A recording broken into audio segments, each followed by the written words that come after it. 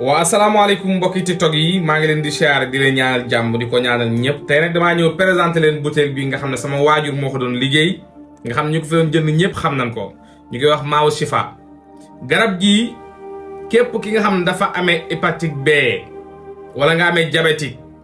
wala nga amee tension bu taw wàcc suukar bu yéeg taw wàcc diabète wala asma yii ma la limal bépp xeetu feebar bu ma la limal ci garab gi fu mu ko fekk daf koy dindi ba mu set ci nit ki dama nekk la nga xam ne nag sama waajur moo ko doon liggéey ma continuer bañ koo bàyyi di ko liggéey garab gi ñu baree bari si leen fajee ñu ngi jaayee butéel bi 2000 francs lañ koy jaayee moom butéel bii nii garab gi rek la ñuy jaay ci garab mais à part garab gi amul beneen garab bu ñuy jaay lépp ay traitement lay doon kon nag képp ku ko yittewoo mën nañoo woo 77 630 46 78 képp ku yittewoo Maawu Chifa bi nga xam da nga amee diabète